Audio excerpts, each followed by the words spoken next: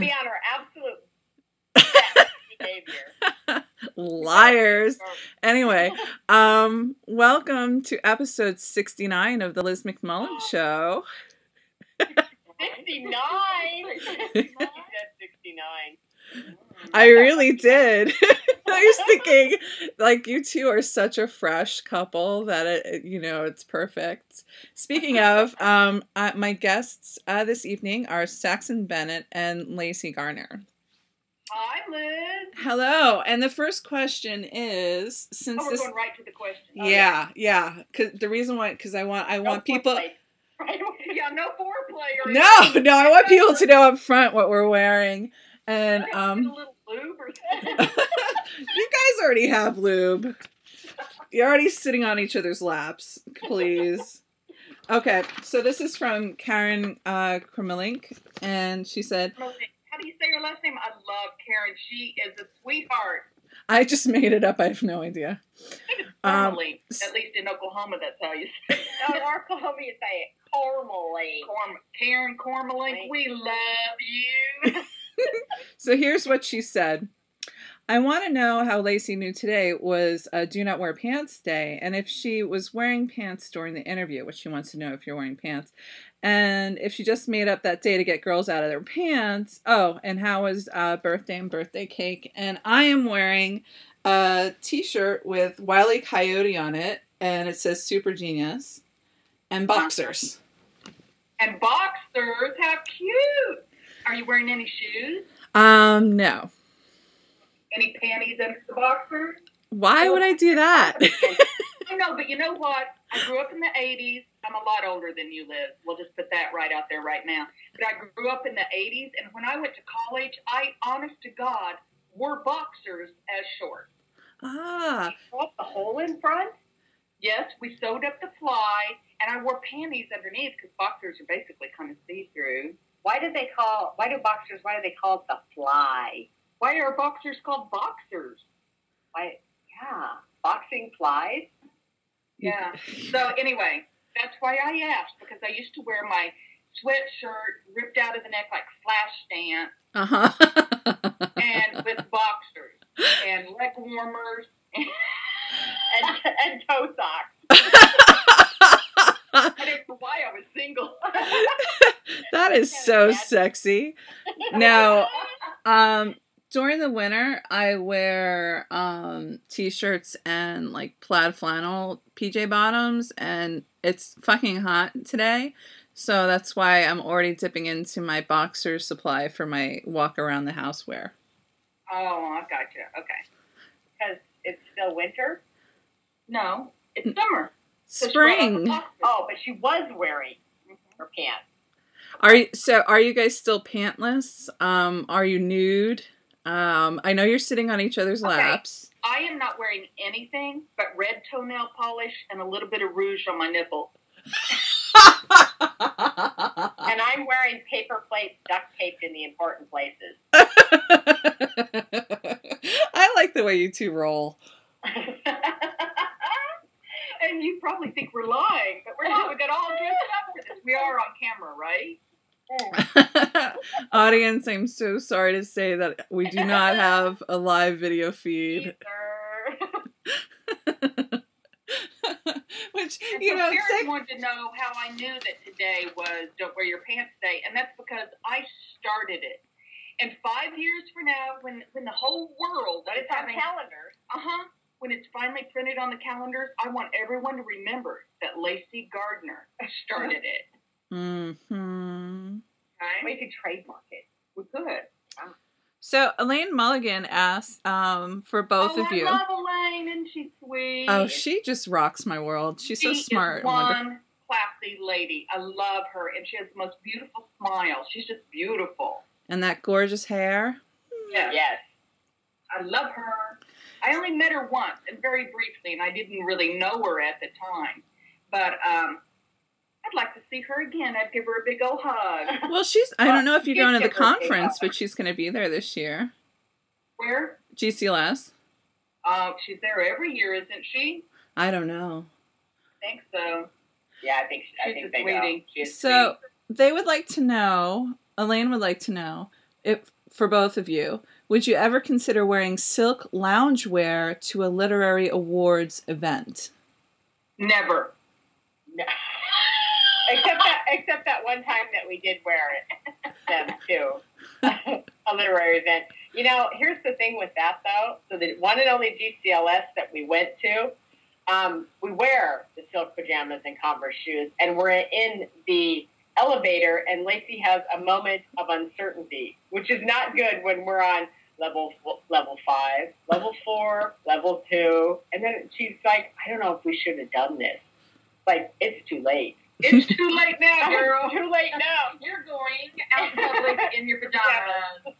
No, it was your idea. I know, this is from someone who wore boxers as the outerwear in the 80s, but...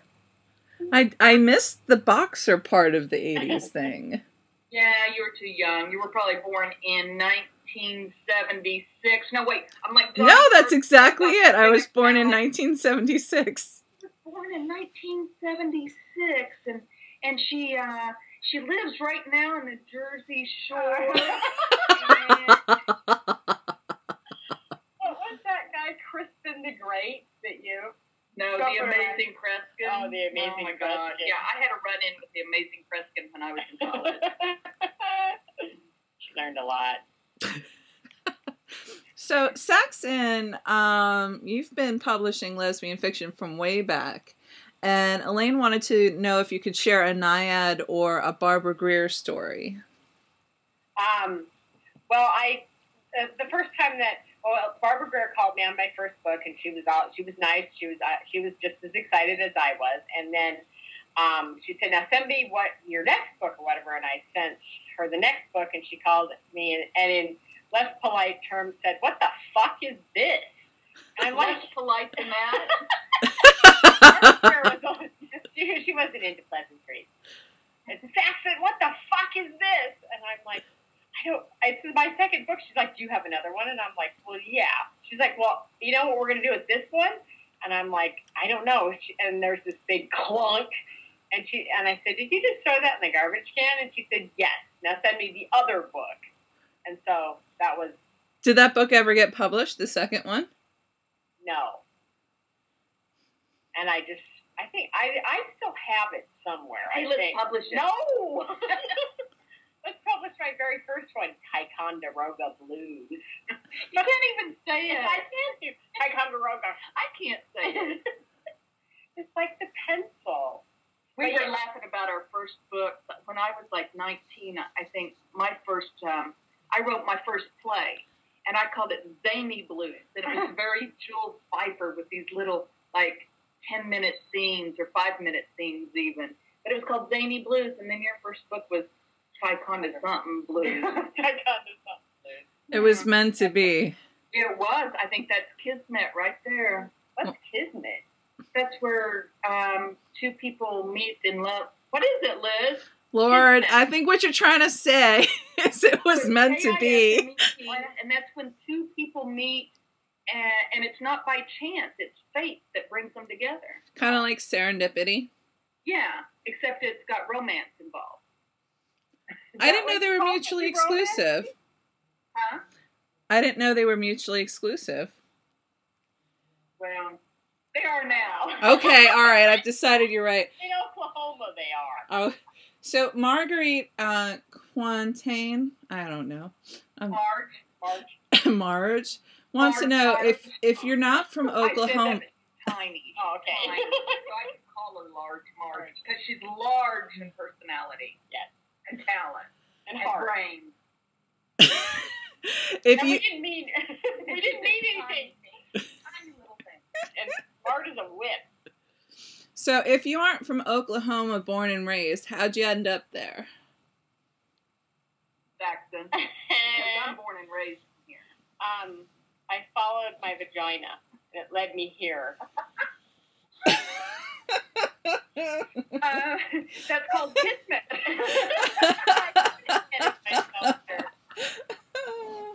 Oh my God.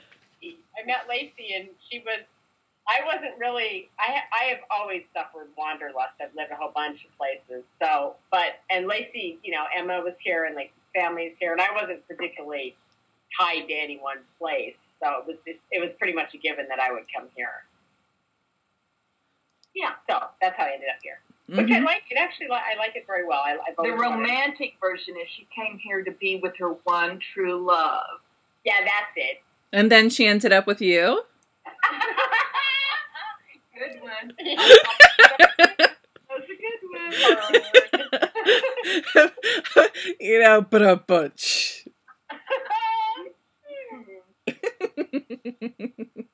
yes, that is how I ended up here. In fact, that's how I ended up in most of my other places, too. No, not following me. No. Following other vaginas. Oh, my God. Do you have a headache? No, I have a shout out for you because this isn't a question. Kat, go. And my question is, do you know how fabulous you both are? And I'm very grateful for the laugh you gals have given me. She is sweet. That's very sweet. Thank you, Kat. She's down in Australia, so she's probably asleep right now or having brunch. I don't know. But it's tomorrow there. Yes. Yeah. So I'm saying hello and thank you now, but she's not going to hear it till like tomorrow. Well, no, it's even longer because it doesn't come out until later this month. Of course, I don't have it on the tip of my tongue. It's like, what date is it? Oh, it's okay. So then she won't hear it until like later this month. Wait, she might not even like us by then. I have been known to lose people quickly. All right. I'm going to do a serious question and see how that goes. Sarah Bennett wrote, when you are writing on a certain subject, do you research it or do you jump in and research as you go?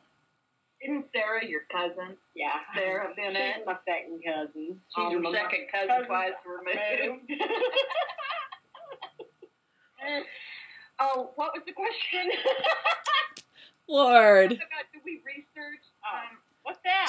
Do you research ahead of time or do you fly by the seat of your pants and do what I do occasionally, which is like, okay, Google. We use our imagination. What we do is we come upon something and then we're like, how does that work? And then you pull up Google and then you research it and then you go back to the book. Yeah. So yes, it's pretty much learn as you go. My feeling about your work, well, at least I, from Lacey and then the two of you working together, it's like you have the humor in the everyday occurrences. So it's not, these grand sweeping plots or things that you'd be knee deep in research on. It's more like, funny little things that happen, like a car chasing somebody around the room and the cat. And I can't believe you got away with punting a cat in the beginning of your book. I know. which is called More Than a Kiss. She did the second and third page. Yes, you do. Yeah, I never thought about that, but yeah. That crossed my mind. It did? Yeah, I'm like, funny. You know how lesbians and kitty lovers are. It was an accident, though. Well, even in the ER scene, you're like it was prerequisite if you're a lesbian that you need to have a cat. Yes. Although I'd say, like, there's also the legend that lesbians are really good at having dogs and they're very well behaved and whatnot. And my puppy is sprawled on the bed, sleeping, with his head right by the computer. How you call that a legend? I'm like, is that a legend? Or is it's like a superpower or something? Lesbians have a superpower with dogs, dog whisperers. Yeah. Because there's no cat whisperers. They do what they want. They like who they want. They come when they want. They go when they want. They're not exactly a team player. They're like, I'll suffer you as you pet me. Yes, exactly. Yeah. The book I'm writing now, though, does have a telepathic cat. Sweet. So and it talks just like how I would imagine a cat would talk to a person. Very condescending, and assumes the person he's talking to is an idiot. Yeah. Now see I had a cat in A Perfect Romance, and she called it Ass Cat. because it always killed squirrels and ate all of them except their assholes, which it left on the front porch. And she always had to go bury the squirrel asshole. But she called it ass cat, so I got by with that. Yeah, you did. So they were. I don't know if we can say I got by with it. I guess I just didn't really give a shit what anyone said. And then no one bitch slapped you for it. And if they did, I didn't know it. Yes. If you missed the bitch slap, you must have been high. There could be that. So, Marguerite or Marge asked, who is your favorite humorist? Ooh. Okay, by humorist, I'm assuming she doesn't mean, like, a comic writer. She means someone... Okay, I know what she means. She means, like, Mark Twain, David Sedaris, Irma Bombeck. Love Irma Bombeck. Garrison Keillor. I'm thinking, for me, it made me think of the comedian George Carlin. Oh, that would work, too. Yeah, but that's like a comedian. Yeah, I'm thinking a humorist is like Mark Twain, who writes down, you know, I don't know, foibles about everyday life and comments on... What did you call them? Foibles. It's like when you take small balls, aluminum foil and like squeeze them all together, and then they're foibles. Foibles. You can get it wrong. Bob, you're foible. You added like a syllable. Foibles. Oh, okay. You're making fun of my accent now. Why not? Everything's on the table. Foibles. Foibles. You ought to hear me say shit or damn as an exclamatory remark. No, say lawyer for Lawyer. Well, you know what I say, you know, I have an accent as well, and it comes out like at odder times, and you know, it definitely comes out when I'm making some espresso and I ask my partner, do you want some coffee? Oh no. Coffee. Do you know why you parked the car? Okay, that's New England. Coffee is like New Yorker. All you Yankees sound alike to me. Oh my God. Yeah, can you guess where I'm from? Bless your heart. No, not there. Wait, what were you saying? Now, didn't you have somebody, an aunt or a sister or something from, like, Ada, Oklahoma? My grandmother came from, it was either Choctaw or Anadarko. Oh, Anadarko. Well, my Narco out there? Well, my grandmother passed when I was 8, so I didn't really get to interview her. So you didn't get to make fun of her accent? Oh, she had a really great accent, which actually segues into...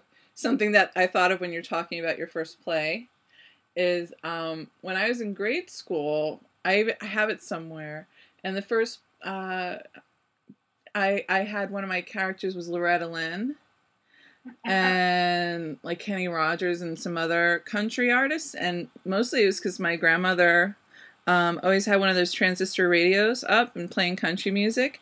And so when I was really little, that's what I was listening to. So that's how they, you know, Crystal Gayle and whatnot showed up in my writing. See, there you go. Love Crystal Gayle. I already told you my Crystal Gayle story. Oh, yes, you did. You had to hold her hair while she went to the bathroom.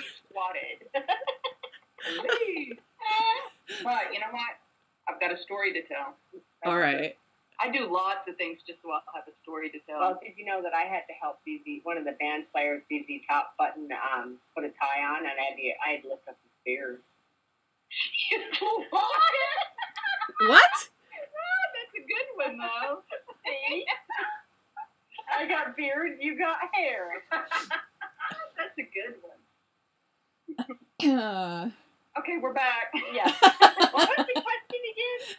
I don't know. Marge said. What did Marge say? She said something. I don't know. Let's see. Want to hear about my hair cuff? No. Oh, all right. That was good. That would have been... Go on, next question. Okay. Here's a good question that, isn't sticky at all. Marion Banks asks, which one of you is funnier? And how hard do you work to be funny on the page? I'm funnier. Actually, I think she is funnier. I think, we were actually, I saw that on my page today, on my Facebook page, and I was like, I don't think, neither one of us thinks we're funnier than the other, but we are a different kind of funny, which is what I think that makes Saxon much different than I am, which is why her humor always surprises me. And I'm always laughing at her because she always says things that just catch me totally off guard. And catch me off guard, too. Yeah, so we're really different. I think you play well off of each other. You have good chemistry. Even just listening to the two of you talking, it's that kind of frenetic pace that you get from having two comedians together. And I imagine basically what happens when you write is you just pour yourselves onto the page. Yeah, pretty much. So that goes back to the research question. We don't do much research. Of course, More Than a Kiss took place in Portland, and I think Saxon did look up all kinds of stuff. Oh, yeah. And then she made up some stuff, too. And did more makeup stuff. But she looked up a bunch of stuff. But you made up Sophie the cow. Sonia. I don't know why I call her Sophie. Oh, God. But, so who's funnier? I don't think either one of us are funnier. God, we make each other laugh all the time, though. Mm-hmm. And Emma. We make Emma laugh. That's making your teenage daughter laugh is, I mean, it's hard. She's a hard audience, but she's a weird kid, though. She's hilarious. And what was it about on the page? What did Marianne say about on the page? Oh, no, that was me. What about on the page? It was like, who's funnier than the other one, and something about... Oh, no. Yeah. How hard do you work on being funny on the page? We don't work at it. I know. We're sounding like we're really lazy. I kind of am. Yeah. I thought, more like senile, eccentric, colorful. You just get to a point where you do, I don't know. It's not the voices thing, but it's just sort of like your right brain just comes up with stuff, and then it just goes on the page, and then... And you know what, Liz? I've written professionally now for close to 30 years, and a lot of that time I was writing what other people told me to write. Like in Hollywood, they say, here's a story, and it's about this woman who does this, now go write it. So I did that for money, and it was fine, and I learned a lot, and I really liked it. But now... I'm in an arena where I can write what I want to write for the first time in my life. So by God, nobody's going to stop me. And I'm just going to do what I want to do because that's all that it's not worth it. It's not worth it if you don't. And it's in a place where I think lesbian literature is it's in a place right now, and it has been for a couple of years, where it can either really go forward and stretch and grow, or it can stagnate and kind of wither. And I've seen it in the past couple of years start to stretch and grow because all this new blood is coming in and doing all these different wonderful things. And that might be because a lot of the influx of indie writers. And then people like myself who are like, my God, I'm going to write what I want. And it's comedy. And there's not a lot of comedy out there in the lesbian literature. It's a fairly new invention.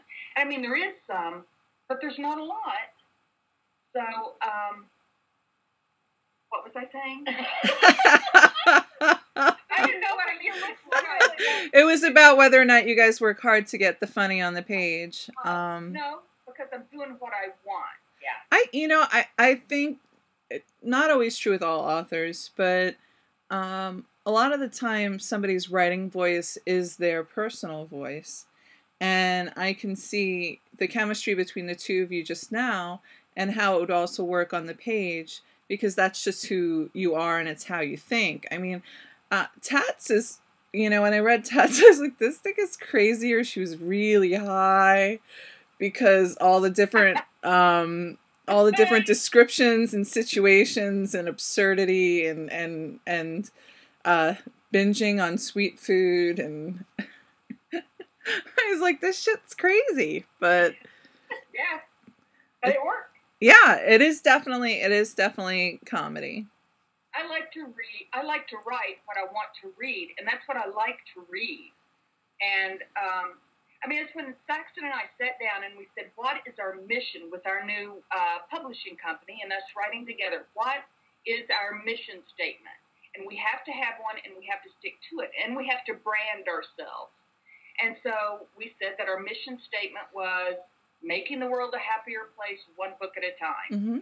And that's what we want to do. We want to make people laugh. We want to spread the dopamine out there, because you know who needs to laugh? Lesbians. They need to laugh. They need to lighten up, and they need to not take themselves so seriously, because I think we've reached a point in our history where we can start laughing at ourselves, and that's what will make us stronger and keep us strong together and growing and learning. And we need to laugh. Yeah. You know, today I love Janet Ivanovich, and I'm reading Finger Lickin' 15, and I started laughing out loud, and I realized every time I read one of her books, I feel good.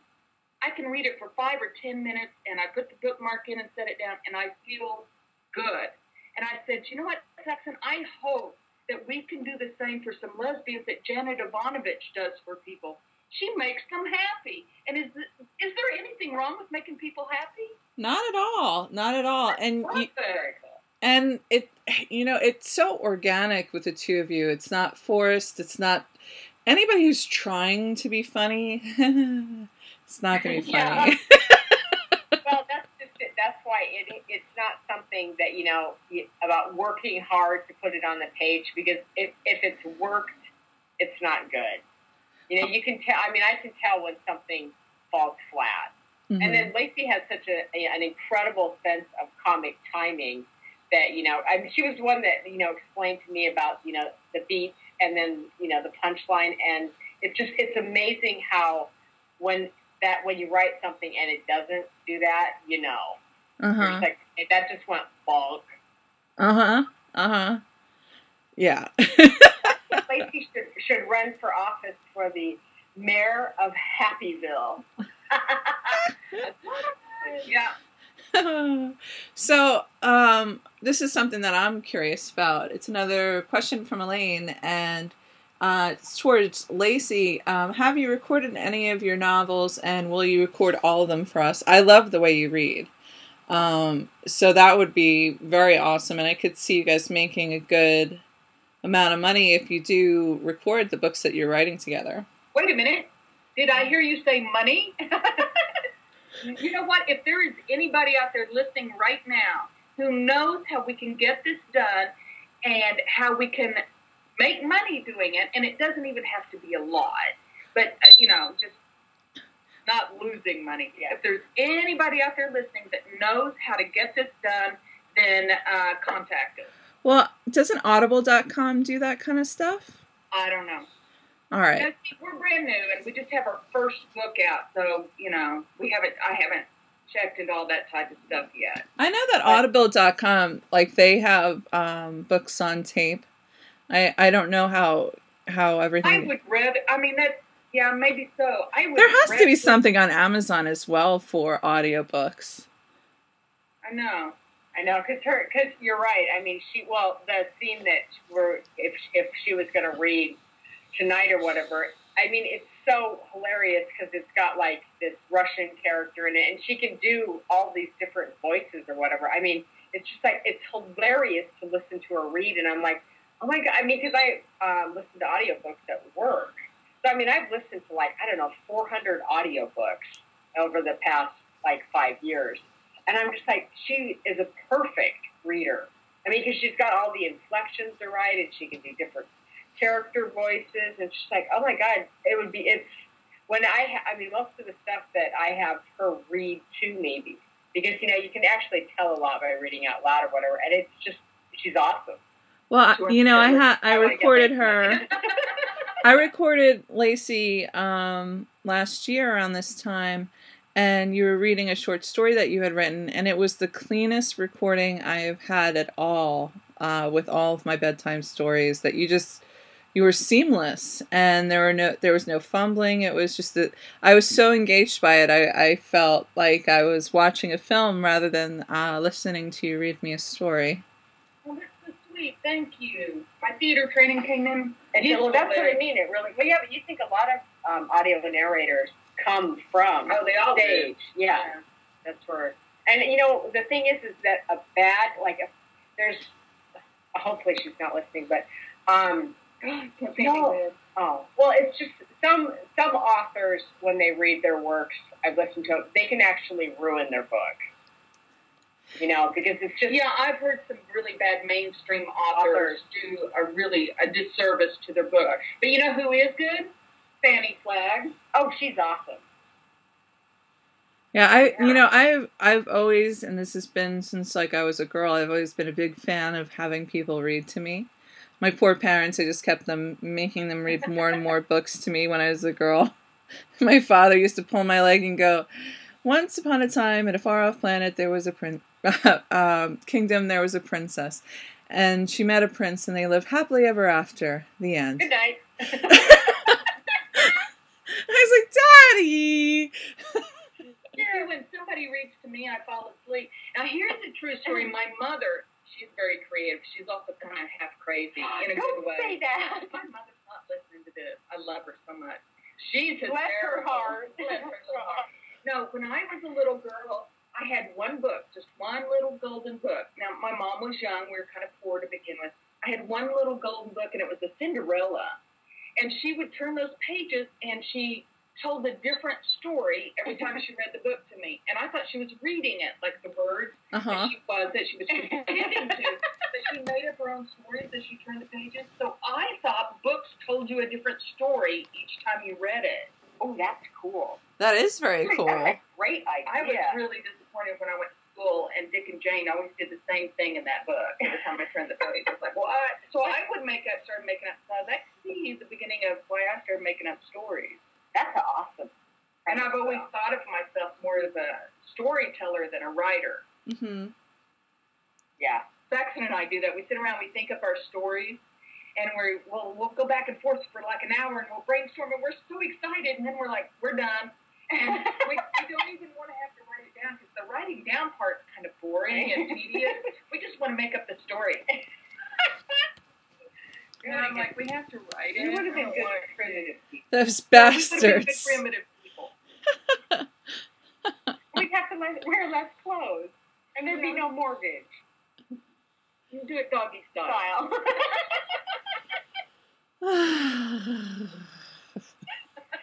I'm going to have to edit some of this out. No. It's going to end up with like 3 minutes. No, they're gonna have you in your full-blown glory. Oh my God. I'm going to wear pants next time. Well, no, I thought you were naked except for like some rouge on your nipples. Rouge on my nipples and some toenail polish. Red toenail polish. I painted my toenails just for you, and then I found out we're not even on camera. Even if we were on camera, the chances of me seeing your feet would be very slim. Oh, no, you don't know how I'm sitting. Are you that flexible? Oh, my Lord. Couples yoga. It's not episode 69 for nothing. That was a fortuitous, or a serendipitous, or a kismet. For those of you listening, completely unrelated to Saxon and Lacey, is I have my puppy laying next to me, so if you hear any heavy breathing, it's my puppy and not me. I've shoved him away from the computer a few times, but whenever he's in the room with me, whether I'm working or whatnot, he keeps on migrating until he's leaning on me, and it's like having a furnace. Oh, yeah. I hate that because I naturally give off a lot of heat. So I'm like, get away from me. I'm going to burst into flames. So, like, did you decide to write together and start your own imprint at the same time? Was that Was that something that came together, or you guys thought about writing together and then decided to go on your make people laugh mission? Yes. No, what you... we're thinking about this. This is a hard question. Well, no, I think what happened is we were sort of dissatisfied, shall we say. Disgruntled. We were disgruntled. Disenchanted. Dismembered. No, wait, wrong. Disenfranchised? Disenfranchised. And so then we decided we were going to do our own publishing company. And then I think what happened was we sort of renegotiated in our disgruntled stage, and that's when Love Over Moon Street came out. And then, but at the time, we were working on More Than a Kiss together. Mm-hmm. So yeah, we had planned to do More Than a Kiss with Bella. Yeah. Bella didn't know about it, but we planned on doing that, and then we decided to do our own company, and we parted ways with Bella. So that came second. Yeah. Do you know, the thing that... And we loved writing together. You know, we were just going to try it. And now, I honestly, not that I won't ever write by myself again, but I really don't want to right now. I love the way this works. Yeah. You know, there's so many... I can't tell... Like, I've only been doing this show for maybe like a year and a half or so. And I can't tell you how many authors who... are from, or at least started their career and published most of their books with a publishing company, and then have decided through dissatisfaction to either partially self-publish or completely self-publish. And, you know, it surprises me how many people are unhappy, and it's actually the reason why I decided to self-publish was because I was like, I don't want to be in an unhappy relationship with a publishing house. Exactly. And, you know, it's not their fault. They have to make money. They have to do whatever it is that they have to do. But my whole life I've been self-employed and had to make ends meet on my own. I've never had to work with anyone like that, in a relationship with anyone like that. So I knew what it was like to be on my own, where Saxon didn't really. But I told her, I was like, we can do it. Well, the money is the big consideration. But put the money aside, and if you're by yourself, I can write whatever I want to write. I can write comedy. See, one of the problems I had was being packaged in the wrong package.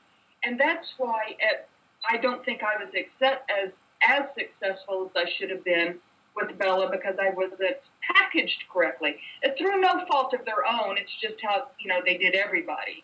But I should have been put in a comedy package and over here, and instead I was forced into this traditional romance package. Mm-hmm. And I am nowhere near traditional romance. Well, and the other problem, too, with Bella was that they kind of did a bait and switch on people sometimes with our stuff, because they would write a jacket copy that toned everything down. Like if you're to look at a Bella jacket copy of either one of our stuff and then compare it to More Than a Kiss, More Than a Kiss says it's a romantic comedy. That it is going to be sort of slapstick and stuff like that. Mm-hmm. Whereas Bella was sort of subverting that part of our book. So people thought they were getting a traditional romance and got something entirely different. Mm-hmm. And now get mad. Yeah. Well, yeah, totally. So, and the thing is that, it's even with some of the literary conferences and stuff like that, is there really isn't a place yet for romantic comedies. There isn't, now that I think about it, the different categories and whatnot. I really don't think that there is a specific category for comedy. No. Or even romantic comedy or humor. I don't care what you called it. There is no place for Saxon and I and several other excellent writers out there. And it's like, I love the GCLS. There's a lot of wonderful women working for it, but Saxon and I really can't be a part of it. We're not included at all. Not because of them, but because of the fact that there is no place to put us. They don't know where to put us. Bella didn't know where to put us. Yeah, they don't know where to put us in the awards. They don't know where, we can't, well, we won't be able to put more than a kiss up for anything next year because there's no category for it. We can't go to any of the seminars because there's nothing being taught or that we could teach that has anything to do with what we're doing. Huh. Yeah. You see what I'm saying? There's no comedy or romantic comedy or anything. Well, and hopefully, you know, that we're thinking that, you know, those of us, you know, that are, you know, what, it's maybe 5 people that are actually writing comedy or whatever, that we will encourage younger writers coming up, or new writers, I should say, coming up that, you know, have that comedic bent to them, and, you know, at least we can show them that you can be successful and write what you want. Mm-hmm. True. So that's our Odyssey. Our Iliad. That's the serious part of the program. No, you know, I think I'll actually talk to Liz Gibson about some of these things, because I do 2 things for the GCLS, and I manage the mentoring program, and we're also putting together the writing academy to teach lesbians how to write better fiction. So it's always, you know, I found that it's much more dynamic. Like there are people who are unhappy with the way that the mentoring program was running about the pairings and et cetera, et cetera. And then Liz and I put our heads together with the help of Linda K. Silva, and we changed the program, and now we have a much more successful, happy relationships between mentors and mentees. So I feel like the one calling card for GCLS is it's shifting and it's changing, and it's not static. So I'm sure if, you know, I put in, it's like, we need to have a place for these authors who write comedy, and that it's, or romantic comedy, not traditional romance. They're funny books, but this is very different, you know, something that is actual comedy as opposed to somebody who's very amusing in the way that they write traditional romance. Yeah. There's a difference. There is a big difference. There's a big difference. You know, even when you're going to the movies, a romantic comedy is very different than a traditional romance, and it hits different notes, and, you know, reaches a different audience. And actually, romantic comedy is very popular in film. It's funny that it would not have a space in the genre pantheon. Exactly. I mean, that's what it's just like. You know, I've gone on this sort of... I mean, in mainstream, it's there. It's there big time in mainstream. It just has not hit the lesbian fiction yet. Yeah. In mainstream, isn't it just like mostly comedians who are writing books, like Kathy Griffin and Chelsea Handler and whatnot? Well, yeah, but then there's people. I mean, well, you know, you've got like David Sedaris stuff, but the Carl Hiaasen. Those are humorous. I mean, but Carl Hiaasen's books, those are funny books, and they're stories, you know? I mean, they're an actual novel, not just, you know, little flirt things or whatever. But even Janet Ivanovich, before she wrote her Stephanie Plum series, wrote tons of romance, right? And they were romantic comedies. They were funny. Yeah. I don't think she's... And there's a lot of it. I have not read mainstream romantic comedies because it, you know, it doesn't interest me, you know, the straight aspect. But there's a lot of it. Well, I think a lot of chick lit. Yeah, actually. That's Jennifer Weiner. Yeah, she does. She does. And she does some funny stuff. I've read her, I guess. Yeah. It just hasn't made it to lesbian fiction much yet. But there's quite a few of us. We're here. We're funny, and we're queer. Or whatever. Get used to it. Yeah. Take off your pants. Take off your pants. Yeah. It's writing without boundaries. Yes, exactly. In the mentoring program, the first thing you have to do is take off your pants. Oh my God! So this is a question that I'm interested in. Marguerite asked, "Do you always agree on what's funny and what's not? Do you have, you know, are your sense of humor always in sync, or is there sometimes that, you know, something goes clank for one of you?" That was perfect timing for a car to drive by my open windows. Because you guys got all quiet and the car went by. Oh no, we were thinking. We were just coming up with some hard questions. No, I think we pretty much always agree. Sometimes one of us will fine tune another one's funny bit or add to it, but yeah, we always agree. Mm-hmm. Yeah.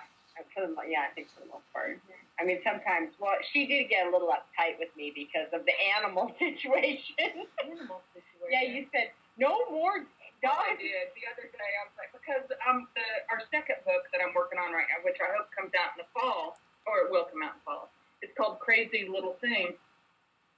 And it's like, she just keeps putting animals in there, and it's like, and you have to track them with the book. And I'll be writing along, and I'll go like, oh my God, I forgot about the damn dog. And I've got to backtrack 50 pages and put the dog in. This is the best part, though. So we're sitting at the dining room table, and she's talking about this dog problem or whatever. And she's like, well, so I'm going to put the dog in, she's like, well, can I carry the dog or put it in a backpack or something? And Emma and I look at each other, and I'm like, it's a corgi. And she's like, so? And Emma's just like, corgis are kind of large. I said, she's like, it's about as long as Bear and just with shorter legs. Dog. And I'm like, well, fuck it, it's going to be a weenie dog. I'm like, I don't know. I do get kind of tracking things. See, I just like to be creative. I don't like to go back and do all the tedious writing shit. And all that goddamn continuity crap. Yeah, God damn it. Well, so then she says, so no more. And I'm like, well, this next one, it does have, I said, have you met the hedgehog yet? And she's like, oh my God, a fucking hedgehog. And I'm like, well, there is the polydactyl cat in the next one. And then she's just like, oh my God. I'm like, but we can leave the cat halfway through the novel. It'll be fine. What is your ideal working environment? Like, what are the conditions under which do you listen to certain music? Do you need silence? Do you need a special space to make things happen? Or well, we have a writing candle, and then morning definitely works best, and coffee. Yeah, I don't really care, and I don't have pants on. Yeah, we don't wear pants. Do you write better when you're nude than when you're clothed? Oh, definitely. Yes, we're definitely funnier when we're nude. No, actually, I write every morning, every day except Sunday and most holidays. I don't write on Christmas or whatever. So I write every day for 2 to 3 hours in the morning. Mm-hmm. And sometimes if I get bored a little in the afternoon. Yeah, Saxon writes every morning. Now and sometimes at her lunch, and then sometimes a tiny bit in the evening if she has to play catch up. But that's it. I mean, like last year, I only wrote 1 hour a day, and I wrote an entire book. And now this year, I've like tripled that because we're planning on putting out 2 books. We're getting ready to release a book next week that is an anthology of our best blogs. Oh, yeah. And so we're going to put that out, and we're putting it out as inexpensively as possible. But we're putting out all of our best blogs, and then we're going to have an anthology of our short stories in the fall, plus another novel in the fall. It's amazing what you can do in 2 to 3 hours a day. Yeah. You kids are busy.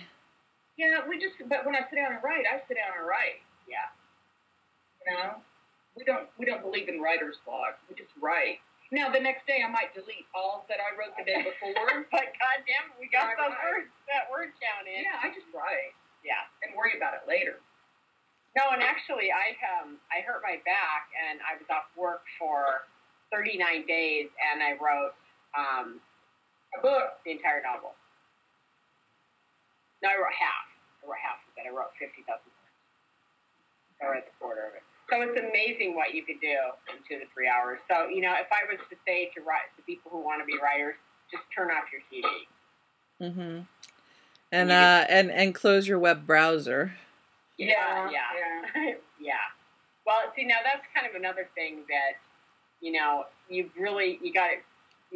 can't check Facebook, you can't check your email, you just got to do And see, that's one thing I'm learning, and I've been doing for the past month or so, is I'm slowly weaning myself from Facebook a lot. I check it in the morning to see, what's going on and if I have to answer anything, and then I basically don't look at it any longer. And that has helped me to my productivity level. Yeah. It's pretty much, it's like what Stephen King says is you put yourself in a room and you shut the door and you write. Mm-hmm. So you two kittens, it's been having fun talking to you. We have a book giveaway. Now, what would you like to give away, girls? Well, we've got More Than a Kiss. Mm-hmm. Let's do that. Yeah, let's do that. Okay. And here's the deal. If whoever wins already has More Than a Kiss, we'll give them our new one coming out in the fall. Oh, okay. Okay. And in America, they can have print or ebook. Outside the U.S., I'd really appreciate them knowing that it's just going to be an ebook from Amazon. Mm-hmm. That way, because it costs so much to mail a print book. Well, and they've made it so much easier in the last year for people who do, like at first it was only if you had a Kindle, and now it can be on any device as an app, and you can do it on your desktop. That sounds dirty. Yeah, you can do it on your desktop. Never getting right to that. Oh yeah, how are you going to do it? They comment or whatever, and then you randomly pick. Yeah, what I have folks do is right below the video on my website, there is a comment section. And just leave a comment there, and I create a list of everybody's name, and I use an online web randomizer where you pop in however many participants there are, and it comes up with the number that way. I'm not biased and going for, the person with the sexiest name, or, Oh, come on. Oh, man. Or their best profile pic. Sexy, brilliant. They will get preferential treatment. You're like, I just want everybody to know we're biased. Yeah, we're biased. We're biased. So what would you like to say as your final comment for this episode? What would you like to have the takeaway for my listeners? I would like everyone to know that eating can make you very happy. So don't be afraid to be happy. Buy one of our books, Be Happy. Yeah, ditto. Ditto. Did you say ditto? No, I said ditto. Don't worry, be happy. Ditto. She said ditto, didn't she, Liz? No, I said ditto. Oh, ditto. All right, kids, and that brings episode 69 to a close. Thank you so much, Saxon and Lacey. Bye, Liz. Bye, Liz. Big hug.